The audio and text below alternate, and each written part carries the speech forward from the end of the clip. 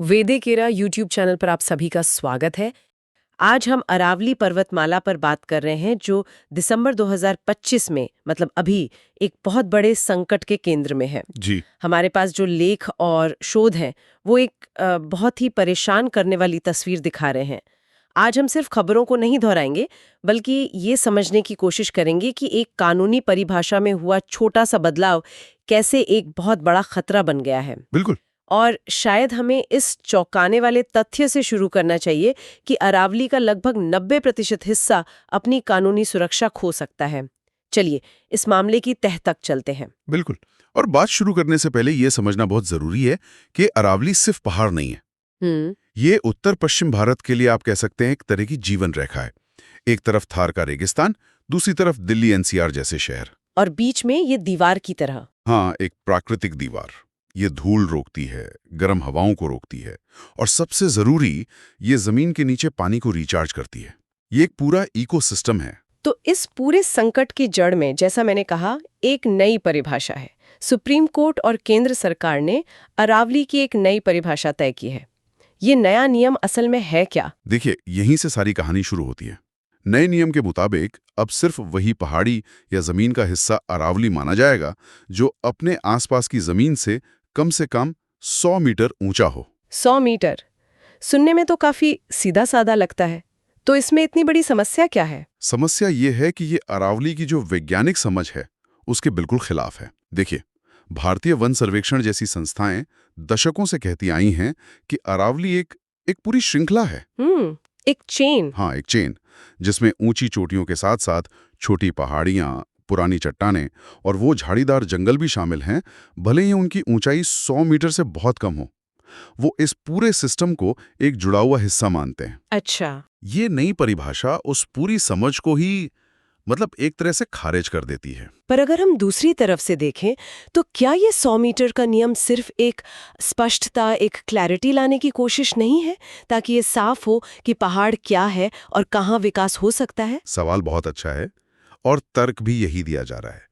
पर असल में ये एक बहुत ही खतरनाक सरलीकरण है। आप किसी जिंदा इकोसिस्टम को एक रूलर से नहीं नाप सकते। सही बात है। ये तो ऐसा हुआ जैसे हम कहें कि जंगल में सिर्फ 50 फीट से ऊंचे पेड़ ही जंगल हैं, बाकी सब कुछ नहीं। इस 100 मीटर की लाइन ने अरावली के दिल पर एक लकीर खींच दी है। और इस लकीर का जमीन पर क्या मतलब है? इसका सीधा असर क्या होगा? इसका सीधा और फ्रैंकली बहुत भयानक असर होगा। आंकड़े ये बताते हैं कि पारंपरिक रूप से जिसे हम पूरी अरावली रेंज मानते हैं, हाँ। उसका लगभग 90% हिस्सा इस 100 मीटर की शर्त को पूरा ही नहीं करता। एक मिनट, क्या कहा आपने? 90%? जी, 90%। ये तो अविश्वसनीय है। मतलब गुजरात से दिल्ली तक जो हम देखते हैं उसका लगभग पूरा हिस्सा अब कानूनी तौर पर अरावली नहीं रहा। बिल्कुल। और इसका सीधा मतलब है कि ये जमीन जो पहले संरक्षित थी, अब कानूनी तौर पर खनन, रियल एस्टेट, मतलब किसी भी तरह के कंस्ट्रक्शन के लिए खुल सकती है। किसी भी तरह के औद्योगिक काम के लिए खुल सकती है। पर्यावरणविद बाबूलाल जाजू जैसे विशेषज्ञों ने तो चेतावनी दी है कि ये एक ऐसी तबाही होगी जिसकी भरपाई लाखों सालों में भी नहीं हो सकेगी। और इस तबाही में सबसे पहला नंबर शायद खनन का ही होगा। तो खनन को लेकर अभी क्या स्थिति है? क्या हर जगह खुदाई शुरू हो जाएगी? हाँ, सबसे पहला और सीधा असर खनन पर ही है। इसे दो हिस्सों में देखना होगा। एक, जो खनन पहले से कानूनी तौर पर चल रहा है, वो कुछ शर्तों के साथ जारी रह सकता है। अच्छा। लेकिन जो ज्यादा अहम है वो ये है कि नए खनन पट्टे जारी करने और पुराने पट्टों को रिन्यू करने पर सुप्रीम कोर्ट ने फिलहाल रोक लगा दी है। तो ये तो एक तरह से राहत की बात हुई। ये एक अस्थायी राहत है।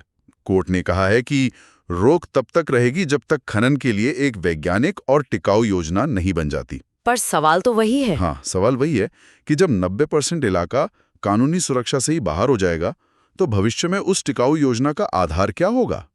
और हमें ये नहीं बोलना चाहिए कि अवैध खनन। हाँ, अवैध खनन तो हमेशा से एक बड़ी समस्या रही है वहाँ। बहुत बड़ी, खासकर राजस्थान और हरियाणा में। उसने तो पहले ही जंगलों, मिट्टी और पानी वाले इलाकों को बहुत नुकसान पहुंचाया है। मतलब कानूनी दरवाजे बंद भी हों तो भी खतरा बना हुआ है। वैसे हमारे सोर्सेज में एक बहुत ही दिलचस्प कनेक्शन बनाया गया है अरावली और उत्तराखंड का। ये दोनों तो बिल्कुल अलग जगह हैं। इनमें क्या संबंध हो सकता है? संबंध ये है कि दोनों हमें एक ही कहानी बता रहे हैं। जब आप पहाड़ों के साथ खिलवाड़ करते हैं तो वो पलटवार करते हैं। अच्छा, कैसे? आप उत्तराखंड में देखिए क्या हो रहा है।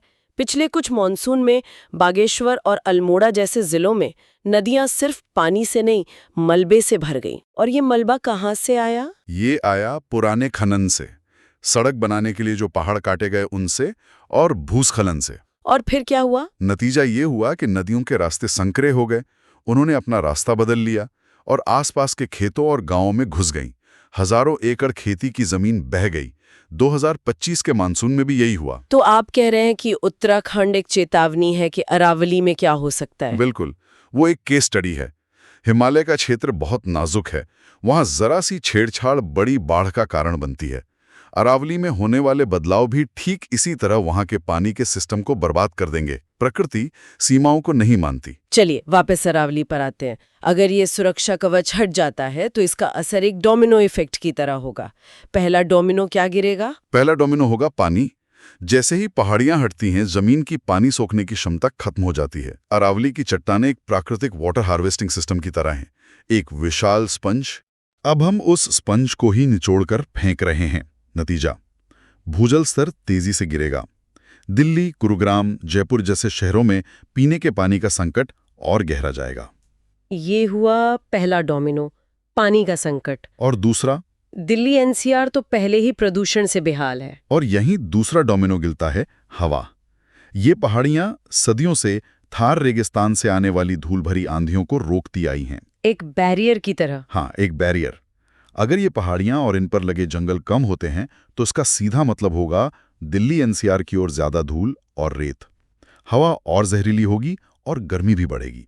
पानी गया, हवा गई। क्या इसका असर बारिश पर भी पड़ेगा? ये तीसरा डोमिनो है।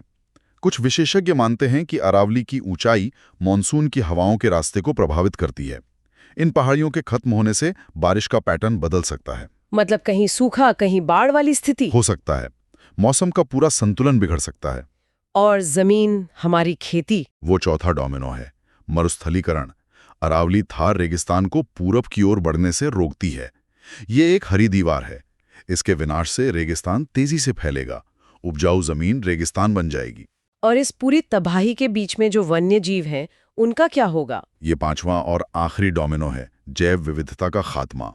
ये सिर्फ चट्टानें नहीं हैं, ये तेंदुए, हायना और सैकड़ों तरह के पक्षियों के घर हैं। ये कम ऊंचाई वाली पहाड़ियां जिन्हें अब असुरक्षित कर दिया गया है, इन जानवरों के लिए हाईवे की तरह हैं, जिनसे वो एक जंगल से दूसरे जंगल जाते हैं। जब हम इन पहाड़ियों को उड़ाते हैं तो हम सिर्फ पत्थर नहीं हटा रहे, हम उनके घर और रास्ते दोनों तबाह कर रहे हैं।